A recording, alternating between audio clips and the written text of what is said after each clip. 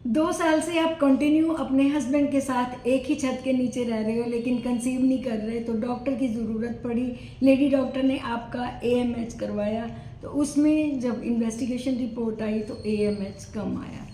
तो आप एकदम घबरा जाते हो कि क्या हम कंसीव नहीं कर सकते।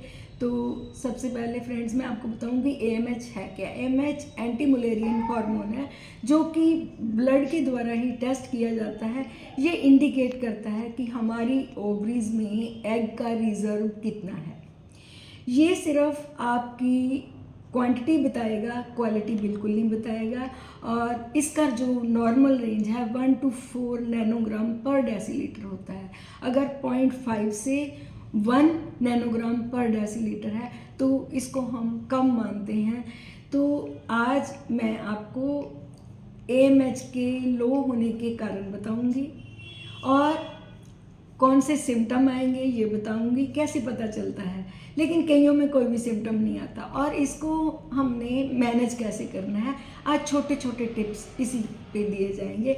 सबसे पहले आपको मैं इतना बता देती हूँ कि 30 तक जो ये एंटी मुलेरियन हार्मोन है ये काफ़ी हद तक अच्छा रहता है लेडीज़ में, लेकिन जैसे ही 30 क्रॉस करते हैं ये सडनली फॉल होता है और हमारे एग्स का जो रिजर्व है वो कम होने लग जाता है। तो ये मेन फर्टिलिटी पे एक असर डालता है। तो नंबर 2 पे स्ट्रेस है। अगर हम स्ट्रेस में रहते हैं तो स्ट्रेस से हमारी सारी केमिकल कोऑर्डिनेशन प्रभावित होती है। एक यही हार्मोन नहीं, सारे हार्मोन्स जो हैं ये सारे हमारी अंदर की जो दशा और दिशा है दोनों को बिगाड़ देता है। इसलिए स्ट्रेस भी एक मेजर पार्ट प्ले करता है। उसके बाद में आप प्रॉपर स्लीप नहीं लेते हो तब भी ये कारण होते हैं। डाइट में आप जंक फूड का अगर ज़्यादा प्रयोग करते हो, एरेटेड ड्रिंक्स का ज़्यादा प्रयोग करते हो तो इससे हमारी ओवरीज पे बुरा प्रभाव पड़ता है और ओवरीज हो जाती हैं वीक। तो ये सारे कारण जो होते हैं ये हमारे AMH को डाउन करते हैं। इसके साथ में आपका पुअर डाइट लेना है, जैसे कि उसमें आयरन नहीं है, उसमें प्रोटीन्स नहीं है और आप विटामिन D से भी डेफिशिएंट हो तो ये चीज़ें भी बुरा प्रभाव डालती हैं। अगर कोई लेडी ड्रग एडिक्ट है, अल्कोहल, टोबैको या फिर यू कैन से जो मॉडर्न नशे हैं वो लेती हैं तो ये सारी चीज़ें हमारी फर्टिलिटी पे बुरा असर डालती हैं और हमारा AMH हो जाता है डाउन।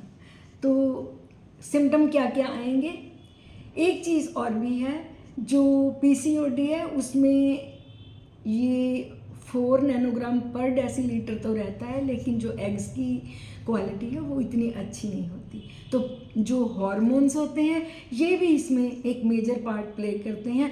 थायराइड का भी इस ओवरीज पे बुरा असर पड़ता है और ये अगर किसी को हाइपर या हाइपोथायराइडिज्म है, ये दोनों कंडीशन जो होती हैं ये हमारे हार्मोन पे बुरा असर डाल के एग्स की क्वालिटी को पुअर करती हैं। तो लक्षण कईयों में तो एक भी लक्षण नहीं होगा, लेकिन कईयों में इरेगुलर मेंस्ट्रुएशन मीन्स या तो डिले हो जाएंगे या फिर 1 मंथ में 2 बार भी आएंगे। इसके बाद में आपको और कोई भी खास लक्षण इसमें नहीं आएगा। तो इसमें दूसरा कारण जो है वो आनुवंशिक परंपरा भी हो सकती है। कई लेडीज़ की फैमिली हिस्ट्री में अगर जाएं तब भी जो है वो AMH लो देखा गया है। तो फ्रेंड्स ये 2 जो कारण हैं ये मेन पाए जाते हैं। तो इसको हमने मैनेज कैसे करना है, सबसे पहले आप अपने हार्मोन्स को बैलेंस करने के लिए अगर मेडिसिन का सहारा तो ले ही रहे हो, लेकिन अगर मेडिसिन के साथ आप मेडिटेशन में जाते हो और योगा करते हो तो आपकी जो ट्रीटमेंट है उसमें सोने पे सुहागा हो जाता है, आपको उसमें बेनिफिट मिलने लगता है। नंबर 2 पे अपनी डाइट को प्रॉपर रखें, जिसमें आपने अपने लाइफस्टाइल को भी प्रॉपर रखना है। एरेटेड ड्रिंक्स का प्रयोग और जंक फूड का प्रयोग ना करते हुए आप प्रोटीन्स, आयरन से रिच फूड लें। तीसरे नंबर पे आप विटामिन D जरूर लें। विटामिन D आपको सनलाइट से तो मिलता ही है, अगर आप इंडोर में ज़्यादा रहते हैं तो आपको सिंथेटिक प्रेपरेशन में विटामिन डी ज़रूर लेना पड़ेगा, ये भी एक मेजर फैक्टर होता है। तो आप इन चीज़ों के साथ साथ में जो आपके लाइफस्टाइल में ड्रग एडिक्शन है, काइंडली उसको भी आप बंद करें। ट्राई करें कि आप खुश रहें, अपने स्ट्रेस को रिमूव करें, तो ये चीज़ें रिकवर हो जाती हैं।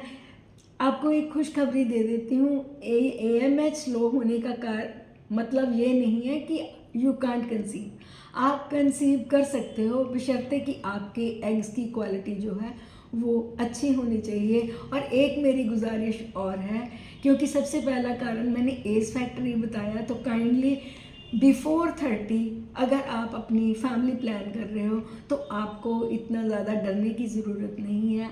आप विदाउट एनी रेमेडी कंसीव कर सकते हो और अपनी जो मैरिड लाइफ है उसको रन कर सकते हो। तो फ्रेंड्स, ये आज मैंने कारण बताए हैं, उसकी रेमेडी बताई है, और आपको मैंने एक तरह से इंश्योर किया है कि एकदम अपना ग्राफ डाउन नहीं करना, ज़्यादा चिंता नहीं करनी, कंसीव कर सकते हो, लेकिन 30 के बाद थोड़ी प्रॉब्लम आ ही जाती है। तो आज के लिए इतना ही। मैं मिलूँगी किसी और हेल्थ टॉपिक के साथ। अगर मेरा वीडियो आपको अच्छा लगा है तो आप अपनी फैमिली या अपने फ्रेंड्स में उन लेडीज़ के साथ शेयर करें जो ट्राई तो कर रहे हैं लेकिन कंसीव नहीं हो रहा। तो मैं मिलूँगी किसी और अच्छे टॉपिक के साथ। Thank you very much for watching my video.